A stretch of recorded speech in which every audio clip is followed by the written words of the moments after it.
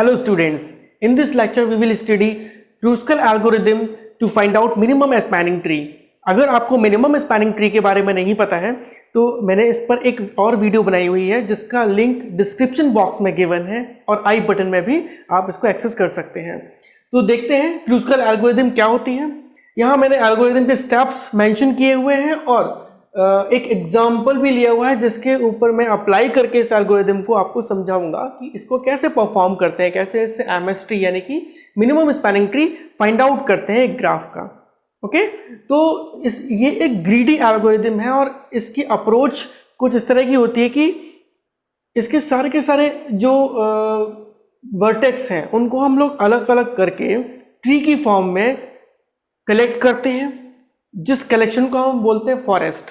Okay, तो सारे के सारे नोड्स यानी ABCD ये जितने भी नोड हैं ए से लेके एफ तक, इन सभी नोड्स को मैं कलेक्ट करूंगा एक सेट में जिसे हम नाम देंगे फॉरेस्ट। देखिए ये फॉरेस्ट एफ, इसमें मैंने सभी नोड्स को कलेक्ट किया हुआ है और फिर उसके बाद में इनको कनेक्ट करता जाऊंगा जो भी मिनिमम वेट के एजेस होंगे। कैसे इस काम को परफॉर्म करेंगे स्टेप वाइज चेक करते हैं।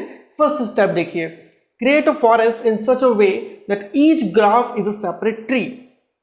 It means इस पूरे ग्राफ में जितने भी वर्टेक्स हैं इनको छोटे छोटे पार्ट में, मतलब इनके सभी को अलग अलग करके सारे वर्टेक्स को मैंने एक ट्रीज की फॉर्म में कलेक्शन कर लिया है जिसे मैंने नाम दे दिया है कैपिटल F। ओके, इसे हम बोलेंगे फॉरेस्ट। दूसरा स्टेप देखिए, create a priority queue capital Q that contains all the edges of the graph. अब इस प्रायोरिटी क्यू का क्या काम है। ये जो प्रायोरिटी क्यू है, जैसे यहां पर देखिएगा हमने फॉरेस्ट अलग से स्टोर किया यानी सारे के सारे वर्टेक्स। अब इनके बीच की जो लिंक है, ठीक है, वो हम एक प्रायोरिटी क्यू में स्टोर कर लेंगे। प्रायोरिटी क्यू वो क्यू होती है जिसमें हर एक एलिमेंट को एक प्रायोरिटी असाइन की जाती है। यहां पर हम प्रायोरिटी नंबर किसको बताएंगे, जो इस एज का वेट होगा। तो जो प्रायोरिटी क्यू है उसके अंदर हम सारे के सारे लिंक्स को स्टोर करेंगे। ओके, और प्रायोरिटी नंबर किसको देंगे, उसका जो वेट होगा, ठीक है, उस एज का जो वेट होगा। अब देखिए जिस एज का वेट सबसे कम होगा वही सबसे ज्यादा प्रायोरिटी पर होगी और उसको ही डिलीट पहले किया जा सकता है और उसको ही इंसर्ट किया जा सकता है, राइट और नॉट। तो जो भी पहले जिसकी प्रायोरिटी सबसे ज्यादा होती है प्रायोरिटी क्यू में, कोई भी ऑपरेशन उस एलिमेंट पर ही अप्लाई किया जाता है। इसका यूटिलाइजेशन कैसे करेंगे देखते हैं। तो देखिएगा यहां पर मैंने सारे के सारे vertex in the form of tree collect कर लिए एक फॉरेस्ट में, और जो प्रायोरिटी क्यू है उसमें सारे के सारे लिंक्स, देखिए 9 लिंक्स हैं, 1 2 3 4 5 6 7 8 9, ये 9 के 9 लिंक्स देखिएगा क्यू में मैंने स्टोर किए हुए हैं, A to B, A to C, A to D, C to E, B to E and so on. Got it. एक दूसरा सेट लिया है मैंने मिनिमम स्पैनिंग ट्री, जिसे मैं कंप्लीट करता जाऊंगा, जैसे जैसे मैं इसे कनेक्ट करता चला जाऊंगा वहां पर मेंशन करता जाऊंगा उन एजेस को। Okay fine. तो थर्ड स्टेप देखिए, सेकंड स्टेप तक हमने समझ लिया, थर्ड स्टेप समझते हैं। Repeat step 4 and 5 while Q is not empty। जब तक Q empty नहीं हो जाती तब तक मुझे स्टेप 4 and 5 को रिपीट करना है। तो स्टेप 4 देखते हैं, remove an edge from Q। इस Q में से, है ना, एक एज को हम डिलीट करते हैं। अब देखिएगा मैंने बताया प्रायोरिटी नंबर क्या है, इसके वेट। तो सबसे हाईएस्ट प्रायोरिटी किस एलिमेंट की होगी या किस एज की होगी, जिसका वेट सबसे कम होगा, क्योंकि higher the priority number lower the priority. Okay, and lower the priority number higher the priority. तो जिसका प्रायोरिटी नंबर यानी कि वेट सबसे कम होगा, जैसे कि यहां पर देखिए A to D का 1 है, ठीक है, तो ये जो एज है इस एज को हम यहां से रिमूव करेंगे, यानी A to D को मैंने यहां से रिमूव किया। और फिफ्थ स्टेप देखिए इसके बाद, if the edge obtain in step 4। अब ये जो एज मैंने निकाली और रिमूव करके निकाली स्टेप 4 में, कनेक्ट 2 डिफरेंट ट्रीज। अगर 2 डिफरेंट ट्री को कनेक्ट करता है then add it to the forest, तो उसे हम ऐड करेंगे फॉरेस्ट में। एल्स अदरवाइज क्या करेंगे, डिस्कार्ड कर देंगे उस एज को। Got it. तो देखिए यहां पर इस समय सारे के सारे जो वर्टेक्स हैं अलग अलग हो रखे हैं, कोई भी कनेक्टेड नहीं है। और देखते हैं एज ए टू डी, ए और डी के बीच में कोई भी कनेक्शन नहीं है, दो डिफरेंट ट्रीज है, इन दो डिफरेंट ट्रीज को कनेक्ट कर रहा है, तो हम इसे एक्सेप्ट करेंगे और ए टू डी यहाँ कनेक्ट कर देंगे और इसको यहाँ से हटाकर मिनिमम स्पैनिंग ट्री में ए टू डी को डाल देंगे। अब देखिए हम फॉरेस्ट को भी अपडेट करेंगे। अब हमारे पास फॉरेस्ट का जो एक ट्री था ए और डी अलग अलग जो थे वो अब कनेक्ट होके एक ही ट्री में कन्वर्ट हो गए हैं। ओके, तो इसको हम कुछ ऐसे लिख सकते हैं, इस डी को हम इंक्लूड कर देते हैं, इस डी को हम इंक्लूड कर देते हैं ए के साथ, ए डी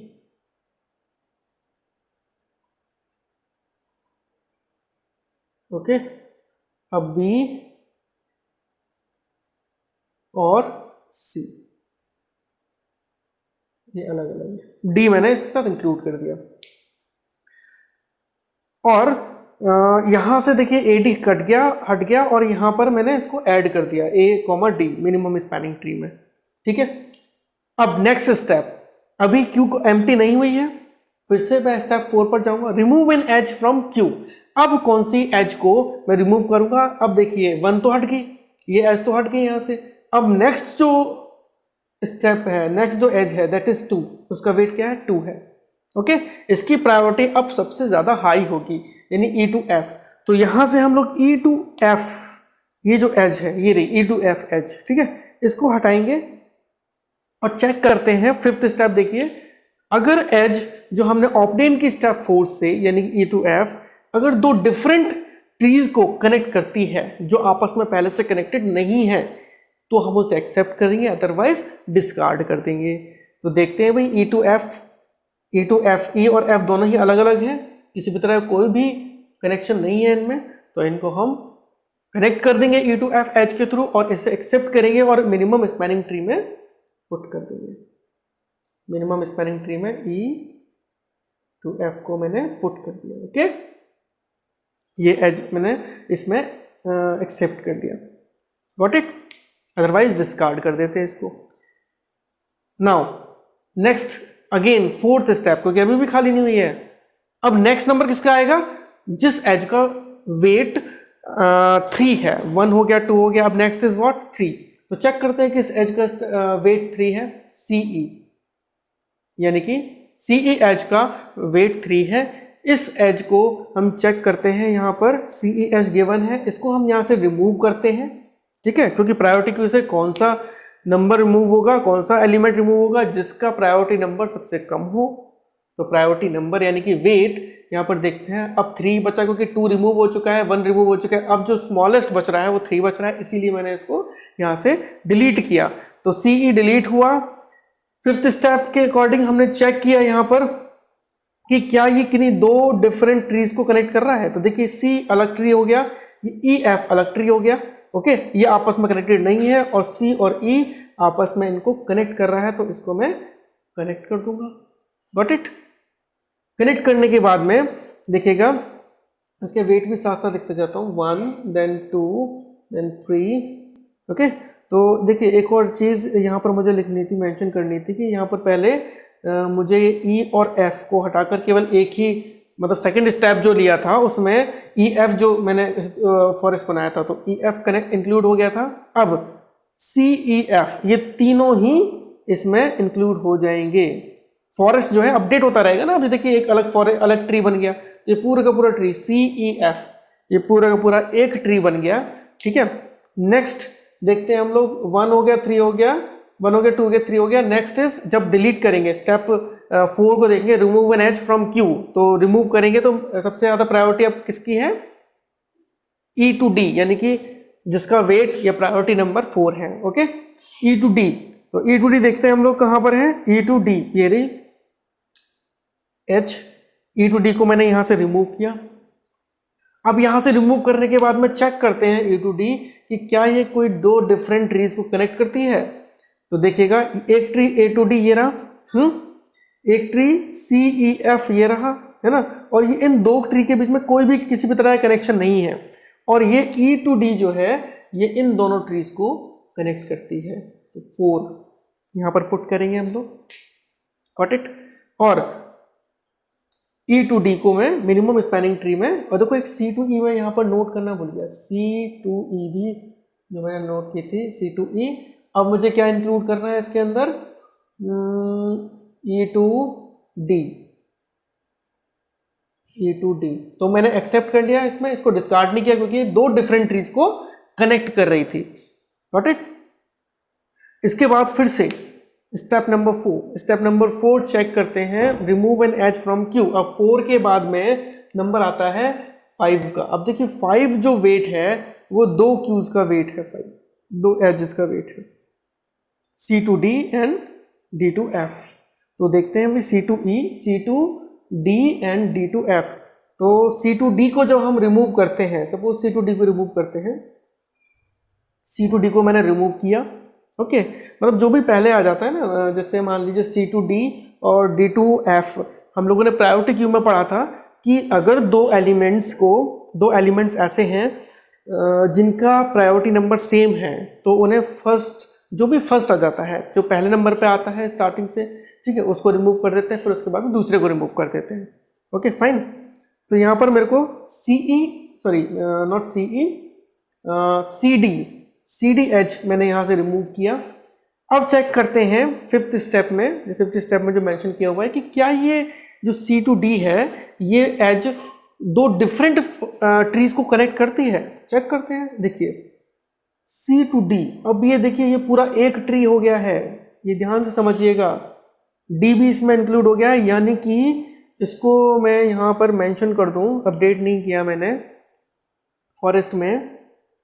इस D को मैं पहले ले आता हूँ, और देखिए A टू D जो था ना, ये भी इससे कनेक्ट हो गया था, A टू D, ओके। देखिए A D C E F, ये C E F, ये सारे एक ही उसमें आ गए थे, अब बच रहा था केवल B, ओके। अब देखिए C टू D मैंने यहाँ पर एज कट की, और C से D के बीच में जो लिंक है या एज है, वो एज एक ही ट्री को आपस में कनेक्ट कर रही है, दो डिफरेंट ट्रीज को कनेक्ट नहीं कर रही है। और अगर दो डिफरेंट ट्रीज को कनेक्ट नहीं करेगी, यही केस है, तो यहां बोल रहा है ना, if edges obtained in step 4 connects to different trees then add it to forest else discard it. तो यहां पर देखिएगा एक ही ट्री के दोनों पार्ट हैं, C और D दोनों एक ही ट्री के पार्ट हैं, और एक ही ट्री को कनेक्ट कर रही है, दो डिफरेंट ट्री को कनेक्ट नहीं कर रही है। इट मीन्स इसको हम डिस्कार्ड कर देंगे, इसको हम यहां पर इंसर्ट नहीं करेंगे, ओके, यहां पर इंसर्ट नहीं करेंगे।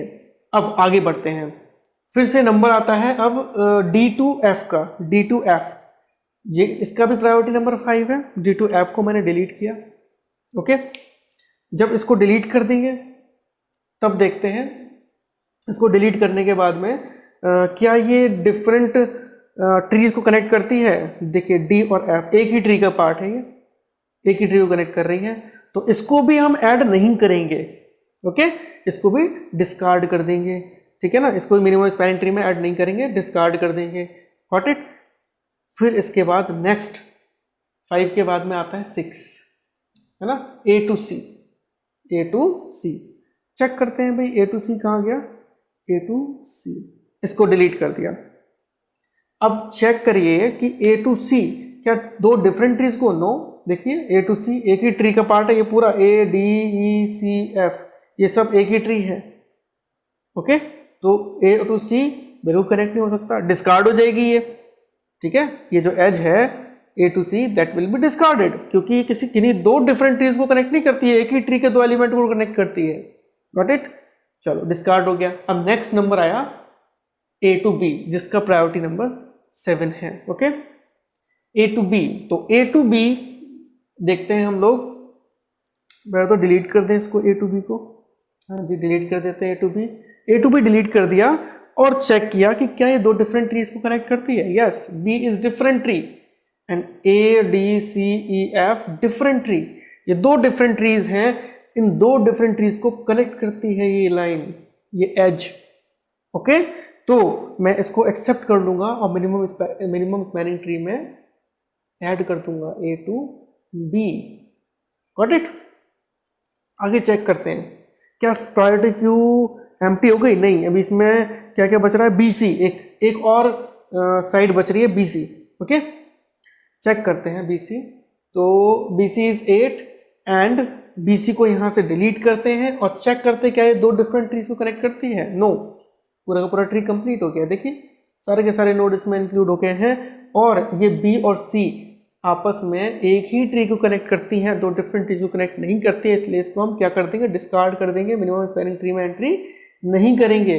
और ये जो आपके पास ट्री आया है, देखिए ये जो आपके पास ट्री आया है ये है मिनिमम स्पैनिंग ट्री और इसका वेट है 1 2 3 6 4 10 एंड 7 17। इसका जो वेट है मिनिमम स्पैनिंग ट्री का दैट इज 17।